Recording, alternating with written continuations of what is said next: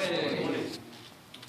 The Shulchan Aruch writes that once the Bet HaMikdash was destroyed, the Hachamim in that generation made a takana that a person should never build a house that is properly plastered and painted unless he leaves a place in front of the door, Ama keneged Ama.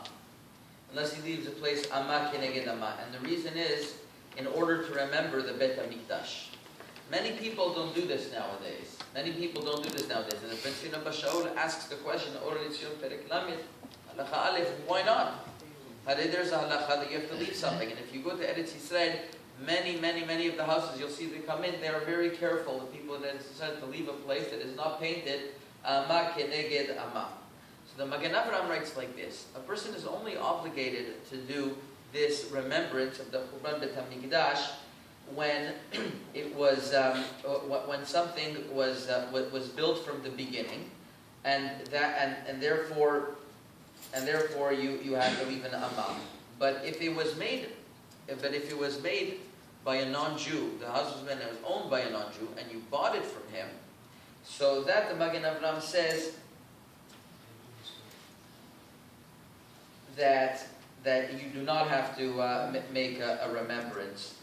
You do not have to make a remembrance because it was already in the non-Jewish person's possession and he didn't have the obligation to do it. So when you buy it from him, it's not considered like you have a new obligation. Furthermore, there's the Sefer Moed Kol Chai of Reb Chaim Palaji, one of the great Turkish Chachamim, in Siman Zayin Yud Ot Tzadihei, that also writes how much of a pain that he has, that he sees that houses do not have this. He writes, therefore, a person should be very careful that if they do this to their house, it's their own house that they build, and they leave a place in front of the door, Ama keneged Ama, this house will have a long zichut kiyum, will have a long lasting time.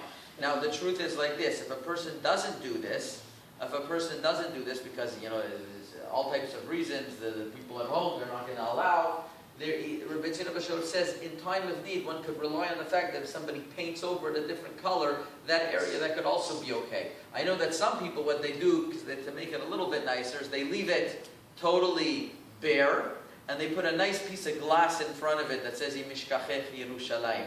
That way he's leaving it bare, but it looks a little bit better. But the point is that a person should think that this is not that we're not in a permanent abode, and this is what we should be thinking during these times. We're just in transit, and that eventually our place is Eretz Yisrael. Hazaku Baruch.